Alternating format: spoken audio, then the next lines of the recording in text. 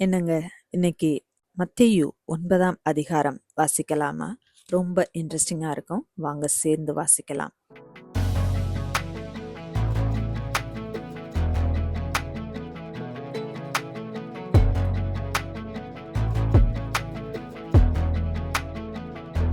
அப்பொழுது அவர் படவில் ஏறி இக்கரைப்பட்டு தம்முடைய பட்டணத்திற்கு வந்தார்.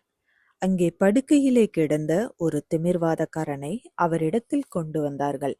இயேசு அவர்களுடைய விசுவாசத்தைக் கண்டு திமிர்வாதக்காரனை நோக்கி, மகனே, திடன் கொள், உன் பாவங்கள் உனக்கு மன்னிக்கப்பட்டது என்றார். அப்பொழுது வேதபாரகரில் சிலர், இவன் தேவ தூஷணம் சொல்லுகிறான் என்று தங்கள் உள்ளத்தில் சொல்லிக் கொண்டார்கள். இயேசு அவர்கள் நினைவுகளை அறிந்து, நீங்கள் உங்கள் இருதயங்களில் பொல்லாதவைகளை சிந்திக்கிறதென்ன? உன் பாவங்கள் மன்னிக்கப்பட்டது என்று சொல்வதோ, எழுந்து நடவென்று சொல்வதோ எது எளிது? பூமியிலே பாவங்களை மன்னிக்க மனுஷகுமாரனுக்கு அதிகாரம் உண்டென்பதை நீங்கள் அறிய வேண்டும் என்று சொல்லி திமிர்வாதக்காரனை நோக்கி, நீ எழுந்து உன் படுக்கையை எடுத்துக்கொண்டு உன் வீட்டுக்கு போ என்றார். உடனே அவன் எழுந்து தன் வீட்டுக்கு போனான். ஜனங்கள் அதை கண்டு ஆச்சரியப்பட்டு, மனுஷருக்கு இப்படிப்பட்ட அதிகாரத்தை கொடுத்தவராகிய தேவனை மகிமைப்படுத்தினார்கள். இயேசு அவ்விடம் விட்டு புறப்பட்டு போகையில் ஆயத்துறையில் உட்கார்ந்திருந்த மத்தேயு என்னும் ஒரு மனுஷனை கண்டு, எனக்கு பின் சென்று வா என்றார். அவன் எழுந்து அவருக்கு பின் சென்றான். பின்பு அவர் வீட்டிலே போஜன பந்தி இருக்கையில் அநேக ஆயக்காரரும் பாவிகளும் வந்து இயேசுவோடும் அவர் சீஷரோடும் கூட பந்தியிருந்தார்கள். பரிசேயர் அதைக் கண்டு அவருடைய சீஷர்களை நோக்கி, உங்கள் போதகர் ஆயக்காரரோடும் பாவிகளோடும் போஜனம் பண்ணுகிறதென்னவென்று கேட்டார்கள். இயேசு அதை கேட்டு, பிணியாளிகளுக்கு வைத்தியன் வேண்டியதை அல்லாமல் சுகமுள்ளவர்களுக்கு வேண்டியதில்லை. பலியை அல்ல, இரக்கத்தையே விரும்புகிறேன் என்பதில் கருத்து இன்னதென்று போய் கற்றுக்கொள்ளுங்கள். பலியை அல்ல, இரக்கத்தையே விரும்புகிறேன் என்பதின் கருத்து இன்னதென்று போய் கற்றுக்கொள்ளுங்கள்.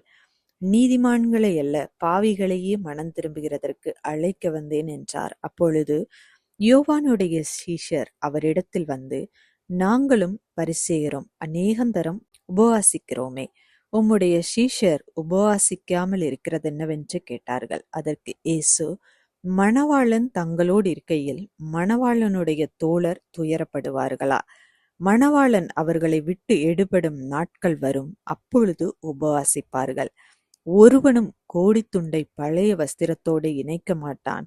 இணைத்தால் அதனோடு இணைத்த துண்டு வஸ்திரத்தை அதிகமாய் கிழிக்கும், பேரலும் அதிகமாகும். புது திராட்சரசத்தை பழந்துருத்திகளில் வார்த்து வைக்கிறதும் இல்லை.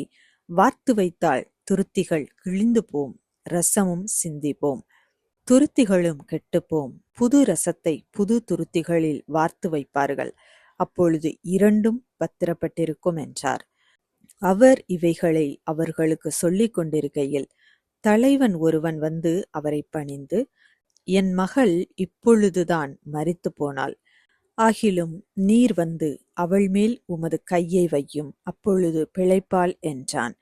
இயேசு எழுந்து தம்முடைய சீசரோடு கூட அவன் பின்னே போனார். அப்பொழுது 12 வருஷமாய் பெரும்பாடுள்ள ஒரு ஸ்திரீ, நான் அவருடைய வஸ்திரத்தை ஆகிலும் தொட்டால் சொஸ்தமாவேன் என்று தன் உள்ளத்தில் எண்ணிக்கொண்டு அவர் பின்னாலே வந்து அவருடைய வஸ்திரத்தின் ஓரத்தை தொட்டாள். இயேசு திரும்பி அவளை பார்த்து, மகளே, திடன் கொள், உன் விசுவாசம் உன்னை இரட்சித்தது என்றார். அந்நேரம் முதல் அந்த ஸ்திரீ சொஸ்தமானாள். இயேசுவானவர் தலைவனுடைய வீட்டிலே வந்து தாரை ஊதுகிறவர்களையும் இறைகிற ஜனங்களையும் கண்டு, விலகுங்கள், இந்த சிறு பெண் மரிக்கவில்லை, நித்திரையாயிருக்கிறாள் என்றார். அதற்காக அவரை பார்த்து நகைத்தார்கள். ஜனங்கள் வெளியே துரத்தப்பட்ட பின்பு அவர் உள்ளே பிரவேசித்து அந்த சிறு பெண்ணின் கையை பிடித்தார். உடனே அவள் எழுந்திருந்தாள். இந்த சங்கதி அத்தேசமெங்கும் பிரசித்தமாயிற்று. இயேசு அவ்விடம் விட்டு போகையில் 2 குருடர் அவர் பின்னே சென்று, தாவீதின் குமாரனே, எங்களுக்கு இரங்கும் என்று கூப்பிட்டார்கள். அவர் வீட்டிற்கு வந்த பின்பு அந்த குருடர் அவரிடத்தில் வந்தார்கள்.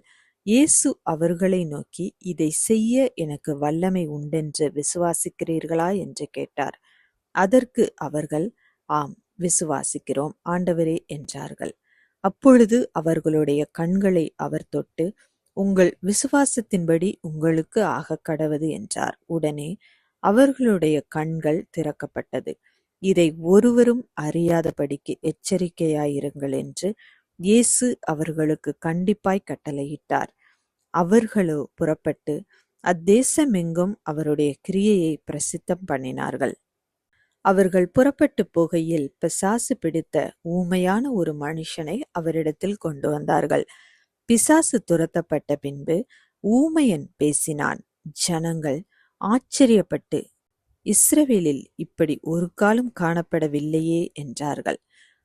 பரிசேயரோ, இவன் பிசாசுகளின் தலைவனாலே பிசாசுகளை துரத்துகிறான் என்றார்கள்.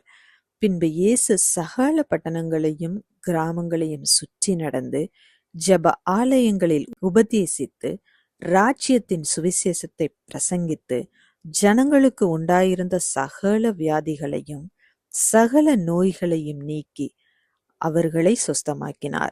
அவர் திரளான ஜனங்களை கண்ட பொழுது அவர்கள் மேய்ப்பனில்லாத ஆடுகளைப் போல தொய்ந்து போகிறவர்களும் சிதறடிக்கப்பட்டவர்களுமாயிருந்தபடியால் அவர்கள் மேல் மனதுருகி தம்முடைய சிஷ்யர்களை நோக்கி, அறுப்பு மிகுதி, வேலையாட்களோ கொஞ்சம். ஆதலால் அறுப்புக்கு எஜமான் தமது அறுப்புக்கு வேலையாட்களை அனுப்பும்படி அவரை வேண்டிக் கொள்ளுங்கள் என்றார். இந்த வீடியோ உங்களுக்கு பிடித்திருந்தால் லைக் பண்ணுங்கள், உங்கள் ஃப்ரெண்ட்ஸுக்கு ஷேர் பண்ணுங்கள். இன்னும் நம்முடைய பைபிள் மோட்டிவேஷன் சேனலை சப்ஸ்கிரைப் பண்ணலைன்னா மறக்காமல் இப்போவே சப்ஸ்கிரைப் பண்ணுங்கள். மீண்டும் நாளை சந்திப்போம்.